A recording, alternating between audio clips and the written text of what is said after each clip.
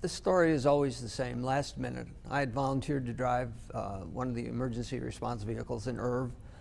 If necessary, I was told, don't worry about it. We've already got 2 people from Cincinnati that are signed up to do it. I said, that's great. And then on Saturday, about 2:30 or 3 o'clock, they called and said, can you go? And I said, let me check. It's always one of those, check with your wife, check the schedule, make sure you can be gone for 2 weeks. That's a big chunk of time. And I said, yeah. They said, can you go in 2 hours? I said, no. How about 2.5 hours? It just, doesn't work. And they said, that'll be fine. And oh, by the way, you'll have to drive to Dayton and pick up the partner that's going with you, Lynn. Well, again, I'd been watching coverage on television of this big storm that was coming. I sent an email to the emergency services director saying I was available to drive if she needed me. About an hour later, she said, I have a gentleman from Cincinnati who can drive if you can be his partner. I said, okay, and she said, we want you guys to leave by 6, and that gave me about 4 hours to get ready and get down to the chapter office. Because I love to help people, and it's a niche that I found that it puts all my passions together, it's a world that I never knew existed, and a world that I never knew I always wanted to be a part of.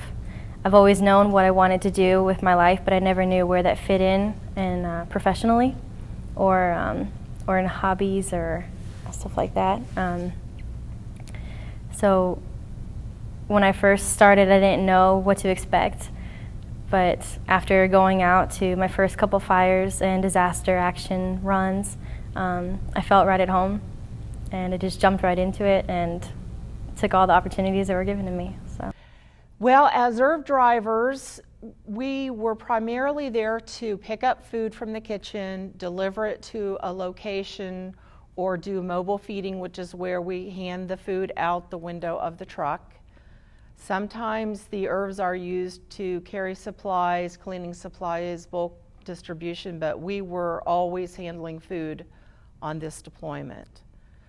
I was in mass care and sheltering. So that means I work at the client shelters, which are usually high schools or churches or hospitals. We take care of the clients.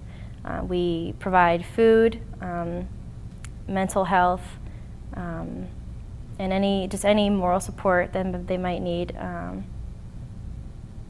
running the shelter pretty much. So. We delivered to shelters where the people said, we're glad you're here because we didn't know where we were going to get the food for our next feeding. We delivered to shelters where it was dark out, and we hit live wires on the road while we were getting there. We delivered food out the window in Staten Island, where the damage was most apparent. And then I went to Staten Island, and I was there most of my time. I was working at a hospital, Bailey Seton Hospital on Staten Island.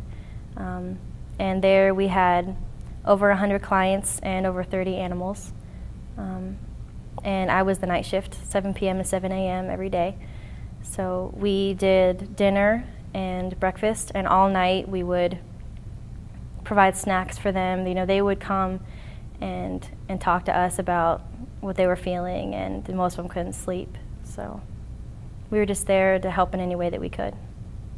And our first couple of trips were to shelters where people were okay. They had left their homes. It wasn't until we took the trip to Staten Island that we realized how huge of a disaster it was.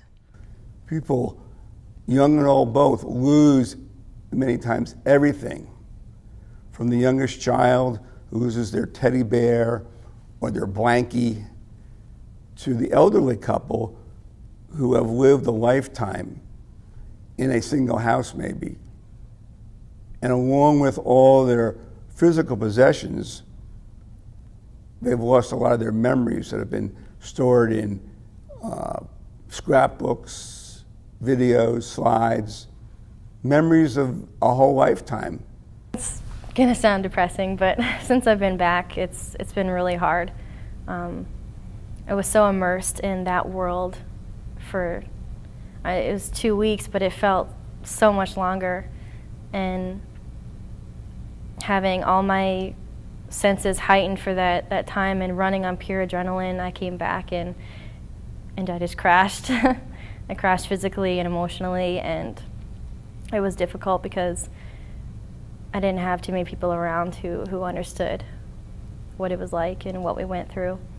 So I still reach out to my team members, and they're all over the country, but we still talk all the time, and we offer each other support. So you have thousands of people called and being organized and working together on a moment's notice. It's almost impossible for things to work smoothly because of everybody just getting there and just doing their job. And amazingly, out of all that chaos,